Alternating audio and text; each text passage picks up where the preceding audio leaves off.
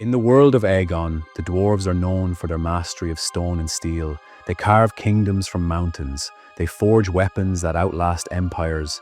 They believe the earth itself is sacred, but even the strongest stone can break.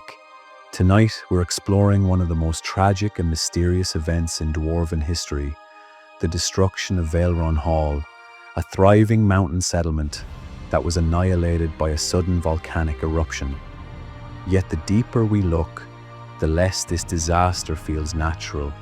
A legendary master smith, a stolen magical artifact, a dungeon hidden beneath the city, and undead dwarves that still wander the ruins.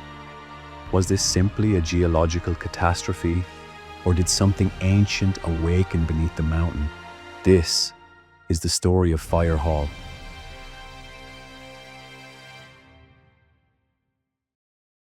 The dwarves of Veilron Hall believed in stone. They believed mountains were eternal. They believed fire could be mastered. High in the lands of the dwarves, beneath a volcano long thought dormant, Veilron Hall stood as a monument to dwarven craftsmanship. Its halls echoed with hammer strikes. Its forges burned day and night.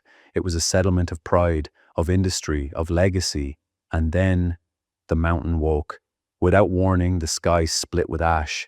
The earth convulsed. Lava poured through the streets. Homes were buried. Forges were extinguished. In a single catastrophic eruption, Veilron Hall was erased. Today it is known only as Firehall, but the eruption was only the beginning. The historical records of Veilron Hall are fragmented. Much of the city was buried beneath lava and falling stone. What remains comes from scattered survivor accounts and fragments recovered from nearby settlements in the weeks that followed. One such account describes the night in simple terms. The mountain groaned. At first, many believed it was distant thunder. Dwarves are accustomed to the sounds of stone shifting. Mines settle. Tunnels breathe. The earth is alive beneath their feet. But this was different. Witnesses spoke of a tremor, not violent at first, but deep, rhythmic, as though something enormous stirred far below. Then came the ash, a dark plume rising into the night sky, blotting out the stars above the peak. Those who lived on the outer terraces saw fire begin to glow along the ridgeline. Within minutes, the ground split. Superheated gas and rock erupted outward in a blast so violent that entire structures collapsed before lava ever reached them. Roofs caved in, watchtowers fell. Those closest to the mountain were likely killed instantly, crushed beneath falling stone. Others would have heard the roar, a sound described by one refugee as like the forge of the gods overturned. Lava moved quickly through the narrow streets. Stone walls, though thick, were not built to withstand rivers of molten earth. Doorways became traps. Staircases turned to channels for fire. Families were separated in moments. Black Peak himself, it is believed, was still at his forge when the first shockwave struck. If so, he would have seen the eruption begin through the western windows of his workshop. We can only imagine what he must have felt, a master of fire, watching it escape all control. Within hours, Veilron Hall was no longer a city. It was a burning crater, and beneath the ash, many were buried alive. Some historians believe the speed of the eruption suggests a pressure buildup that had been accumulating for years, perhaps decades. Others note the presence of unusual magical phenomena recorded shortly after the disaster, arcane fluctuations, residual enchantment signatures, which raises a question still debated among scholars.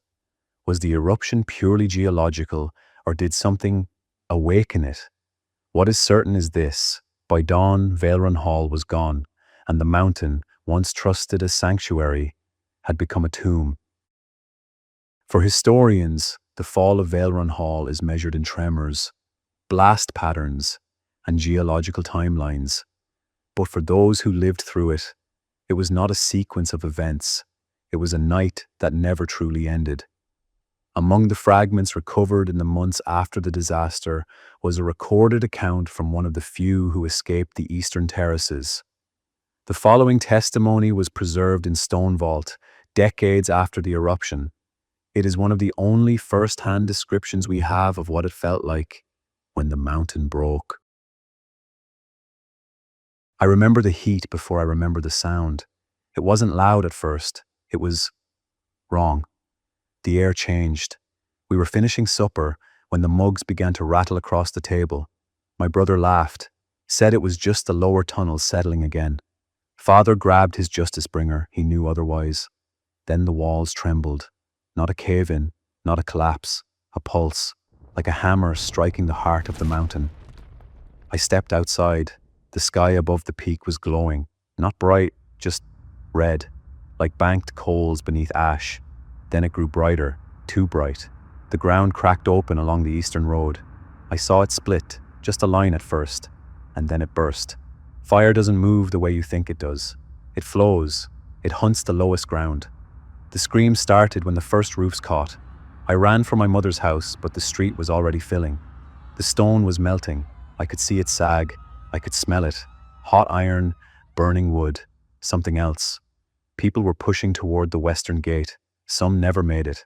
A tower fell behind us. The sound, I still hear it in my sleep. And the ash, gods, the ash. It fell so thick I could barely see my own hands.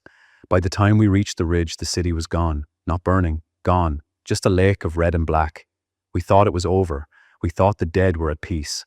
But weeks later, traders said they saw figures moving in the ruins, walking, slow, as if searching for their homes. I don't know what caused the mountain to break. I only know this. It did not feel like stone shifting. It felt like something beneath us had finally broken free. To understand the fall of Veilron Hall, we must first understand the dwarves. The dwarven people trace their origin to Ymir, the first dwarf, a figure of endurance, of stone, of unbreakable will. To the dwarves, the earth is not merely terrain, it is sacred inheritance. Mining is not greed, it is reverence. Crafting is not labor, it is prayer made visible.